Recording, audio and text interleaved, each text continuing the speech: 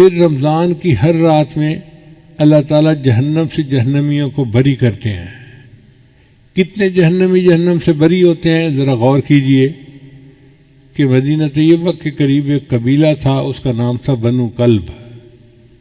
ہر گھر والے 200 500 1000 2000 بکریاں گھروں میں پالتے تھے، اور پورے قبیلے کی بکریاں اتنی تھیں کہ جب وہ باہر نکالتے تھے تو 2 پہاڑوں کے درمیان کی پوری وادی ان جانوروں سے بھر جاتی تھی۔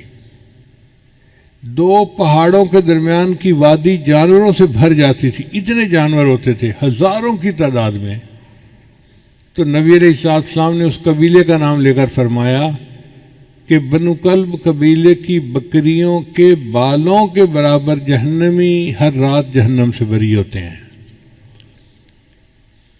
اب بکریوں کے بال کتنے ہوں گے ہم تو اندازہ ہی نہیں لگا سکتے۔ ہمارے ایک دوست تھے، وہ فارغ البال تھے، گنجے تھے۔ ایک دن میں نے دیکھا انہوں نے ایک لٹ سی لگوائی ہوئی اور بال سجائے ہوئے، تو میں نے پوچھا کہ آپ نے یہ لٹ لگوائی؟ کہنے لگا جی میں نے بال ٹرانسپلانٹ کروائے ہیں۔ میں نے کہا بال ٹرانسپلانٹ کروائے ہیں تو پھر پورے کروا لیتے۔ کہنے لگے حضرت ایک بال کا $1 انہوں نے لیا ہے، اور میں نے $10,000 دے کر یہ 10,000 بال لگوائے ہیں، اور 10,000 بال بس اتنی سی لٹ نظر آتی تھی یوں۔ اس دن مجھے احساس ہوا کہ اگر اتنے سے بال 10,000 ہیں تو پورے سر کے بال کتنے ہوں گے، اور پھر اگر سر کے بال اتنے ہوتے ہیں تو ایک بکری کے جسم پہ بال کتنے ہوں گے؟ لاکھوں کی تعداد میں بال ایک بکری کے جسم پر ہوں گے۔ اگر ایک بکری کے بال اتنے ہیں تو جہاں 2 پہاڑوں کے درمیان کی پوری وادی بھر جاتی تھی تو ان بکریوں کے بال کتنے ہوں گے؟ اس کا مطلب یہ کہ معاملہ کروڑوں سے بھی اوپر کا ہے۔ اتنے جہنمی ہر رات جہنم سے بری کیے جاتے ہیں۔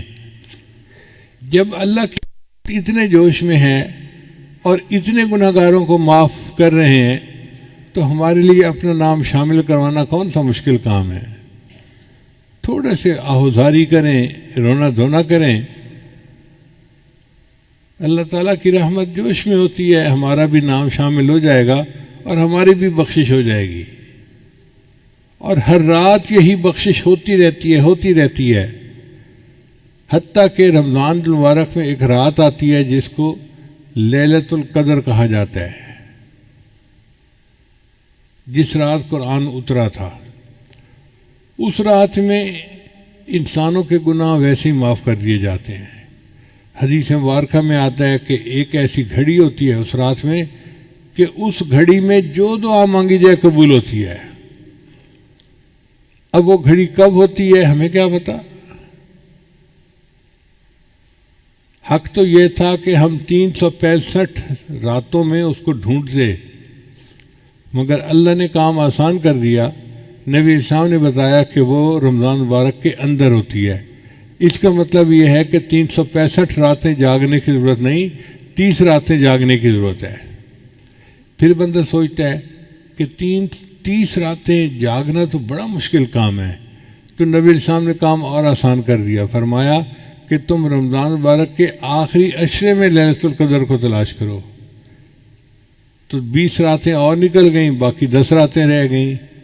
پھر بندہ سوچتا ہے جی کہ 10 راتیں جاگنا بھی بڑا مشکل کام ہے، تو نبی اسلام نے کام کو اور آسان کر دیا، فرمایا آخری عشرے کی جو طاق راتیں ہیں ان میں اسے ڈھونڈو۔ 21 23 25 27 29 5 راتیں بنتی ہیں۔ یوں سمجھیں کہ 365 میں سے 5 راتیں ہیں جن میں ہمیں لیلۃ القدر تلاش کرنی پڑے گی۔ اب بندہ سوچتا ہے جی کہ رات کو تو ہم تلاش کریں لیکن پوری رات جاگنا تو بڑا مشکل ہے، ہم تو کمزور لوگ ہیں، نہیں جاگ سکتے۔ اللہ تعالیٰ نے کام کو اور آسان کر دیا۔ اللہ نے یہ تو نہیں بتلایا کہ وہ رات کی برکتیں شروع کب ہوتی ہیں، مغرب کے وقت شروع ہوتی ہیں، عشاء کے وقت، آدھی رات کے وقت، کتنے بجے۔ ایک بات بتا دی، فرمایا کہ وہ رات کو جب بھی خاص برکتیں نازل ہوتی ہیں تنزل الملائکۃ والروح فیہا بإذن ربہم من کل امر سلام سلام ہی حتی مطلع الفجر. یہ برکتیں مطلع فجر تک رہتی ہیں، یعنی جب روزے کا وقت ختم ہوتا ہے نا اس وقت تک رہتی ہیں. اس کا مطلب یہ ہوا کہ لیلۃ القدر کی برکتیں رات کے جس وقت میں بھی شروع ہوں، جب وہ شروع ہوں گی تو پھر روزہ کا وقت شروع ہونے کا جو ہے نا سحری کا وقت وہاں تک رہیں گی. اس کا آسان طریقہ یہ ہے کہ ہم سحری کو 1 گھنٹہ پہلے کر لیں وقت ختم ہونے سے پہلے، اور آدھا گھنٹہ جو ہے آخر کا بچا لیں. اس آدھے گھنٹے میں 2 رکعت 4 رکعت نفل پڑھ لیا کریں اور 10-15 منٹ بیٹھ کے دعا کر لیا کریں. جب بھی لیلۃ القدر ہوئی تو وہ وقت لیلۃ القدر میں ضرور آئے گا اور ہمیں لیلۃ القدر پانے کا اجر مل جائے گا. اور اس رات کی عبادت 1000 مہینوں کی عبادت سے بہتر ہے. 1000 مہینے تقریباً 83 سال بنتے ہیں اور 80 سال سے کم تو عمر ہوتی ہے. اس کا مطلب یہ کہ ایک رات اگر مل گئی تو پوری زندگی کے گناہ معاف ہو جائیں گے. اللہ نے کام کو کتنا آسان کر دیا. تھوڑی سی ہمت کرنے کی بات ہے. اللہ تعالیٰ کی رحمت بہانے ڈھونڈتی ہے مغفرت کے.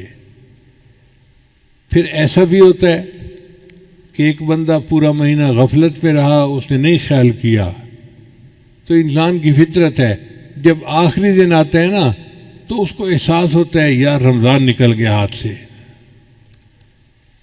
پھر الوداع یا سحوری الوداع پڑھنا شروع کر دیتے ہیں. تو حدیث مبارکہ میں آتا ہے کہ پہلی رمضان سے لے کر 29 رمضان تک جتنے مجرم جہنم سے بری کیے گئے تھے ان سب کا ٹوٹل آخری رات میں اتنے اور بری کر دیے جاتے ہیں. یعنی اگر 1 ارب ہر رات میں بری ہوئے تھے تو 29 ارب تو رمضان میں بری ہو گئے اور آخری رات میں 29 ارب اور بھی ان کی بخشش کر دی جاتی ہے. اب جب اللہ کی رحمت کا معاملہ ایسا ہے تو پھر ہمارے لیے بخشش کو پانا کون سا مشکل کام ہے. ایک بندے نے رمضان کی قدر نہیں کی، عید کا چاند نظر آ گیا تو اللہ نے ابھی بھی اپنی رحمت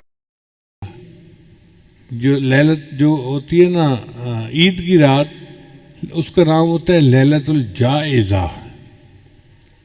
اس رات میں جنت کو خوشبوؤں کی دھنی دی جاتی ہے، صاف کیا جاتا ہے.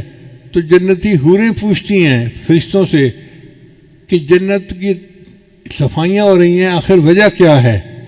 تو فرشتے انہیں بتاتے ہیں کہ اللہ تعالیٰ نے اپنے محبوب وسلم کی امت پر خاص مہربانی فرمائی اور ان کے گناہوں کی بخشش کر دی. اب ان کو جنت ملے گی، اس لیے جنت کی صفائیاں ہو رہی ہیں. تو حوریں جنت کے جنتیوں کا انتظار کرتی ہیں. اس رات میں اگر کوئی بندہ عید کی رات میں عبادت کر لے تو اس کے بھی گناہ معاف ہو جاتے ہیں. پھر اس سے آگے سنیے کہ حدیث مبارکہ میں آتا ہے کہ جب عید کا وقت ہوتا ہے تو ہم نے دیکھا ہے کہ عید کی نماز پڑھنے تو ہم جیسے غافل بھی چلے جاتے ہیں. جو جمعہ نہیں پڑھتے نا عید وہ بھی پڑھ لیتے ہیں چونکہ فنکشن ہوتا ہے نا. تو جب عید کی نماز پڑھتے ہیں تو اللہ تعالیٰ علام الغیوب ہیں. اللہ تعالیٰ فرشتوں کو پوچھتے ہیں کہ میرے بندے کیوں اکٹھے ہیں. اللہ جانتے ہیں کہ کیوں اکٹھے ہیں مگر فرشتوں کو گواہ بنانا چاہتے ہیں.